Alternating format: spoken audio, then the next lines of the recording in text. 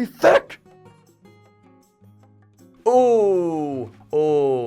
And I think, right, okay, just for me and just for sheer bastardry, the rust monster. They're incredible. They're basically like these almost like giant cockroaches. They're just like, and they basically can just ruin your armor by spitting on you. Oh, gross. Yeah, so basically they can just be like, I've got all this plate armor, and it's just like, yep, now it looks like the spade left in the shed. It's just orange and falling apart. My favorite D&D enemy actually came up in the Discord the other day. It was the, the gibbering mound? Is that what you call it? Gibbering mouther. It sounds like what you tell somebody if they talk too much. Like, you're a chatterbox, you're a gibbering mouther. I saw what you did there, Mikey. I saw what you did there. You keep those fingers to yourself.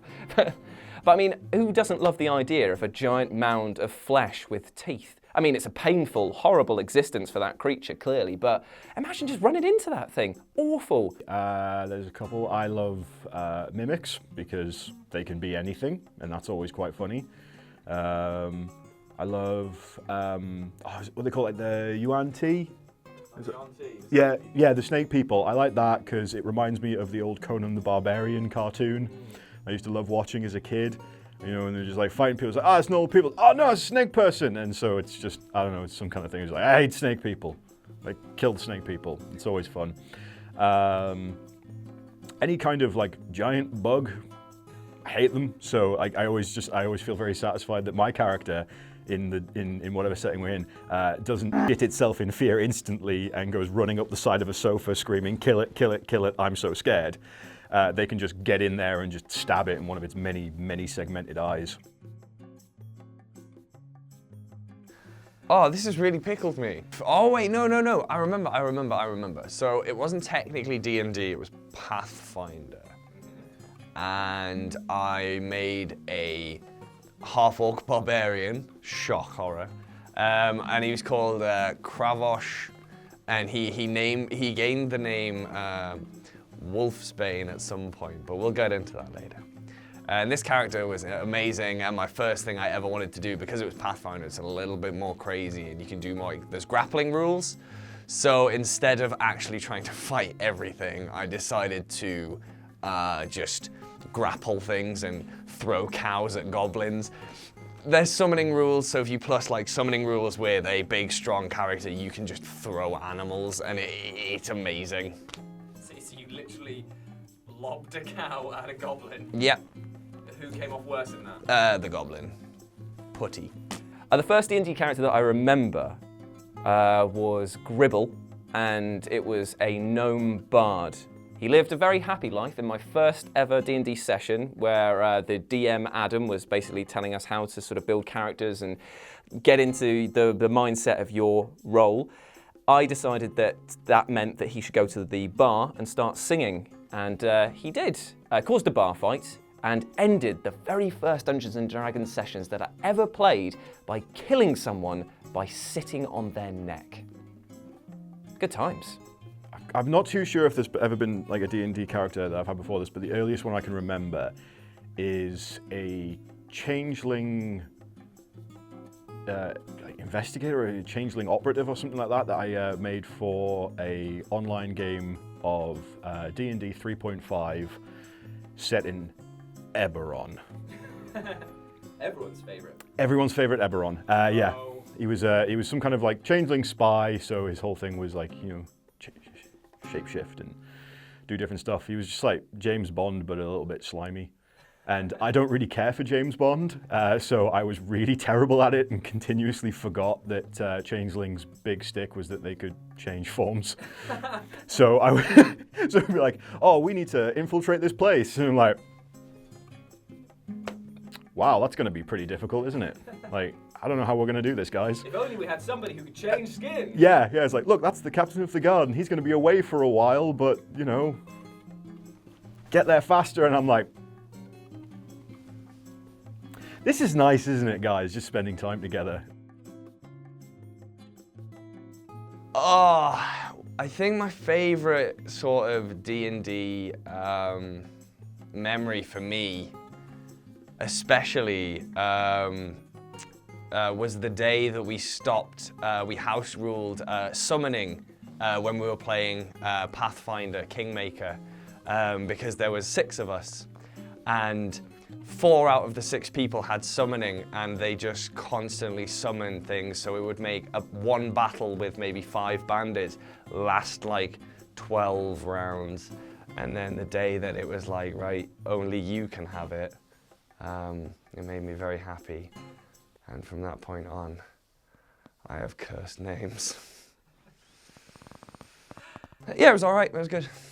Favourite D&D memory has to be, I found one of my characters was a ranger, an elf ranger who had been split off from the rest of the group, and I had found myself in a cave, and there was a classic magic lamp scenario, and I remember rubbing the lamp and a djinn came out, and at the time the DM said, right, you have just summoned an incredibly powerful demon, because he rolled pretty crazy to see what type of characteristics this being was going to have, and he just goes, I'm breaking character here to just say, maybe be a bit careful with what you say.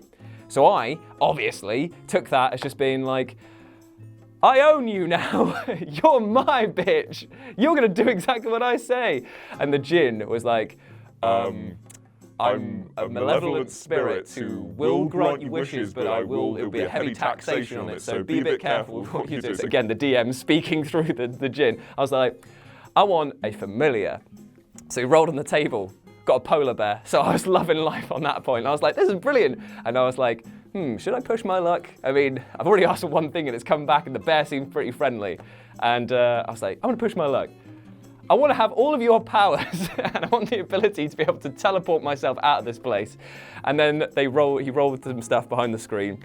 And I just saw him put his head in his hands and he goes, look, I shouldn't be doing this. I'm gonna re-roll this again because I don't actually want you to die. And I was like, go on then, fine. He re-rolled again, lifted up the sheet to show me what he'd rolled. And then basically it turned out that the djinn, well, to put it bluntly, took his thumb and just squished me into the earth like a flashy tent peg and was just like, we're done here now, you've taken the piss, goodbye. And that was the end of my character. That was great. But I remember he described it as well. He was like, as he pushes you down, you feel the incredible force and power of the djinn seeping through the top of your head as your shins come through your knees. I'm just there like, oh, cool, ow. Like, my favourite D&D memory, there's a couple. The one that sticks out in my mind is playing Pathfinder.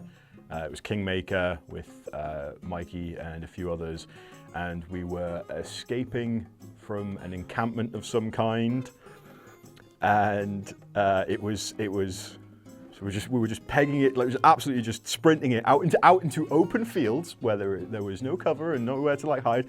It was not tall grass. And there was a guard on the guard post and like, they're getting away. And the bard of our party, Nick, just sort of hollered back, no, we're not. and because of Pathfinder's insanity, got away with it. So the guard just went, oh, I guess they're not. All right, carry on, off you go. And so we just kept tearing us out into the open fields, scot-free, just through a bard shouting, nope.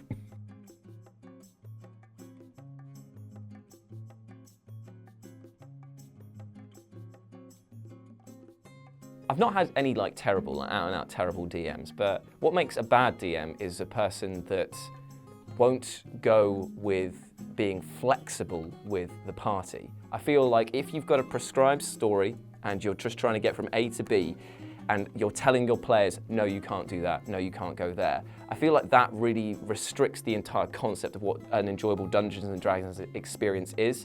And I've had that a few times where people have just been like, look, I just want you to go here. And it's like, okay, fine, but it would improve my character and understanding if we could go and maybe do something else and you could find a way to fit the story in. I realise that it's a lot to ask for a DM to constantly have to basically do improv to try and fit up with what we want to do.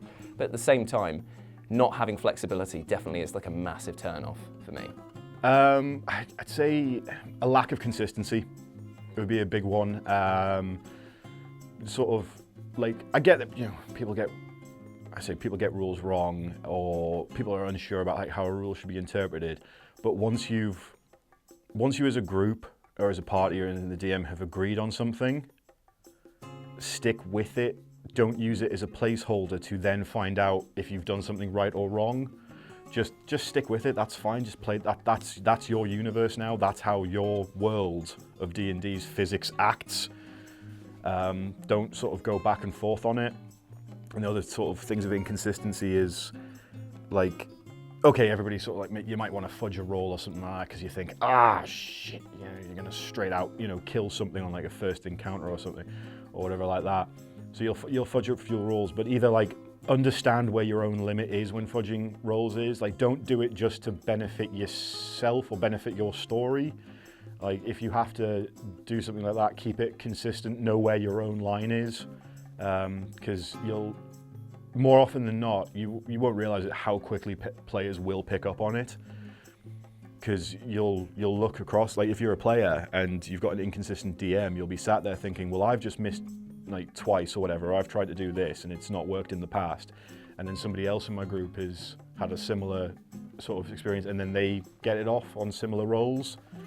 Because I think it's underestimated how much a player and a DM will remember their own personal roles on things, and then to see it sort of see that discrepancy later on, it can kind of cause a bit of a, like, it won't cause like it shouldn't cause open conflict. Like if you have somebody that's ready to dive across a table and come for you because of it, like you shouldn't have invited them in the first place. But it can cause sort of a bit of a niggle to things, and it doesn't smooth games along very well. I've never really experienced a bad DM as such. I've had bad games and things like that. I mean, maybe the worst DM in my experience is me. Just get way too high.